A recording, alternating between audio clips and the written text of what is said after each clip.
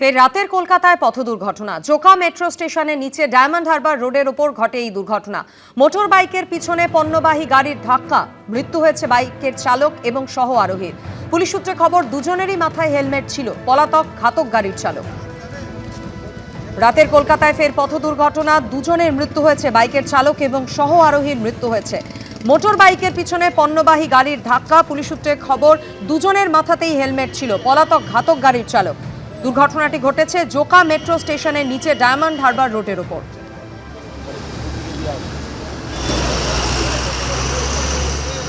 মেট্রোর পার্পল লাইনে বিনা বাধায় সুড়ঙ্গ খনন করা হয়ে গেল রেসকোর্স পর্যন্ত।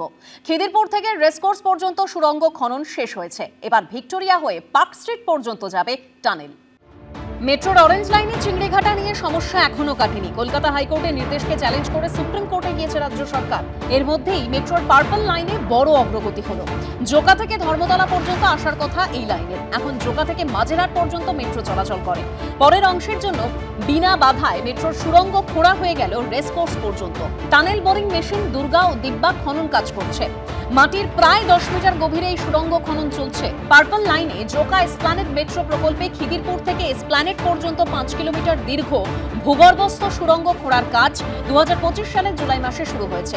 খিদিরপুরের ডেমোগ্রাফি অনেকটা বউবাজারের মতো, ঘনবসতিপূর্ণ এলাকা, একাধিক পুরনো বাড়ি রয়েছে। তাই এখানে সুড়ঙ্গ খনন নিয়ে চিন্তায় ছিল মেট্রো কর্তৃপক্ষ। এই এলাকায় সুড়ঙ্গ খননের কাজ নির্বিঘ্নে সম্পন্ন হয়েছে। কলকাতা মেট্রোর অরেঞ্জ লাইন নিয়ে একদিকে যেমন অনিশ্চয়তা, আর তখনই পার্পল লাইনের বড়সড় অগ্রগতি। গত বছর জুলাই মাসে খিদিরপুর থেকে টানেলিং শুরু হয়েছিল পার্ক স্ট্রিট পর্যন্ত, আর সেই টানেলিং এই রেসকোর্স এলাকা পর্যন্ত এসে পৌঁছলো। সেন্ট থমাস স্কুলের সামনে নির্মিত শ্যাফট থেকে টানেল বোরিং মেশিন দুর্গা ও দিব্যার মাধ্যমে কাজ চলছে। আপ ডাউনের দুটো টানেলই পৌঁছলো রেসকোর্স পর্যন্ত। ভিক্টোরিয়া হয়ে পার্ক স্ট্রিট পর্যন্ত যাবে টানেল, তার ডেডলাইন 26শে ডিসেম্বর। অরিত্রিক ভট্টাচার্যর রিপোর্ট, এবিপি আনন্দ, কলকাতা।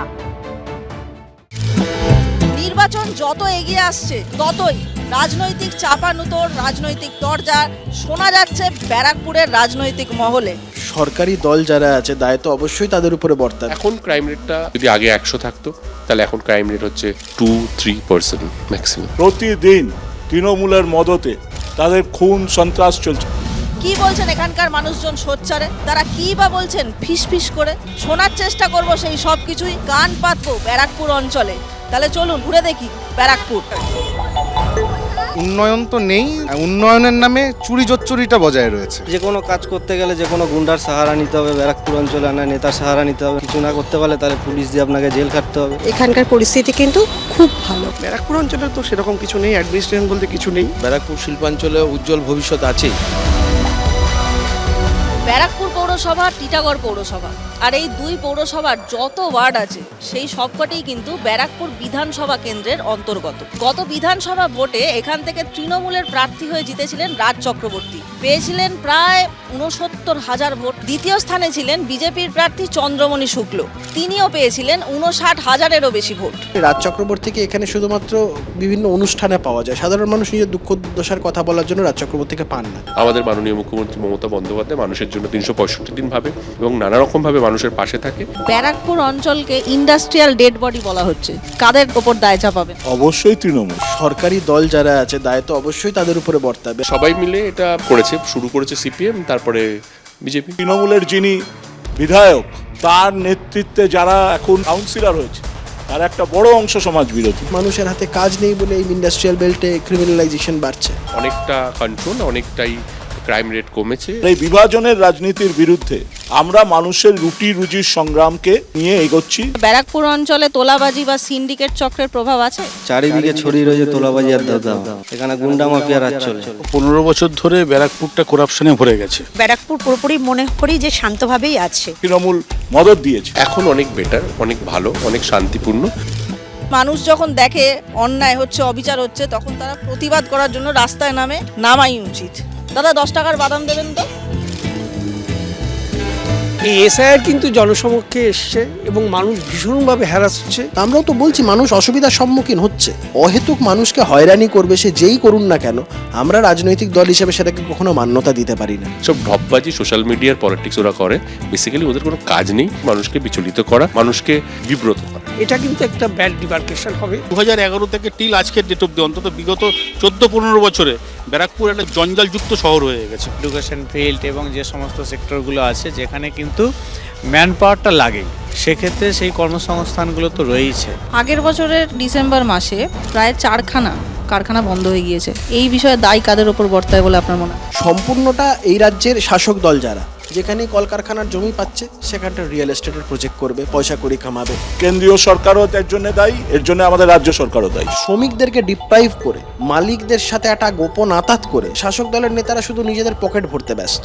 মোদি আর দিদির সেটিং সমস্তটা মালিকদের স্বার্থে। যখন নির্বাচন আসে তখন এরা বলে চটকল খুলে দেবো, আর তারপরে সব চটকলগুলো বন্ধ হয়ে যায়। সিপিএম এর সময় এদেরকে ডেট করে দেওয়া হয়, তারপরে আরো বেশি শেষ করে দিয়েছে সেন্ট্রাল গভর্নমেন্ট, যারা পাটের দাম বাড়িয়ে দিয়েছে। একটাই ইস্যু দুর্নীতি। ইন্টারনাল অনেক রকম কারণ হতে পারে, সেই কারণগুলো সব জট খুলে যাবে। আগামীতে কিন্তু সবকিছুই চালু হবে। ব্যারাকপুর পুরোপুরি মনে করি যে শান্তভাবেই আছে।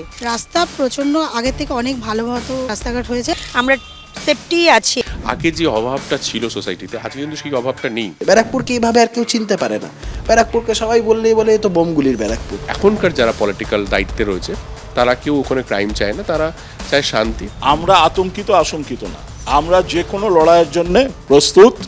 কলে জল আসবে কিনা আমি জানি না, কিন্তু এখানে যেখানে আমি দাঁড়িয়ে আছি, এখানে এলে জিভে জল অবশ্যই আসবে, আসতে বাধ্য। কারণ আমি এই মুহূর্তে আছি বিরিয়ানির রাজধানী ব্যারাকপুরে, আর আমি নিজেকে আজ প্রমিস করেছি কাজ না মিটিয়ে কিন্তু বিরিয়ানি আমি খাবো না। তাহলে চলুন, বলেছিলাম কাজের শেষে বিরিয়ানি খাবো।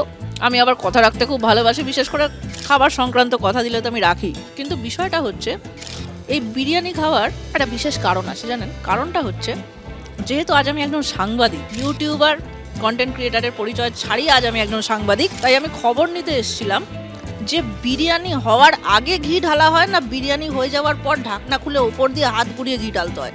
এই খবরটা আমি আলটিমেটলি পাইনি, কিন্তু আপনাদের আজকে আমি প্রচুর খবর দিয়েছি। আশা করি আপনারা সেই খবরগুলো শুনে একটু হলেও ইনফরমেশন পেয়েছেন।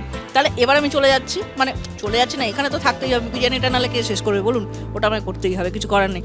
কিন্তু বিষয়টা হচ্ছে আপনারা দেখতে থাকুন তারকার চোখে তারকা কেন্দ্র, চোখ রাখুন এবিপি আনন্দ।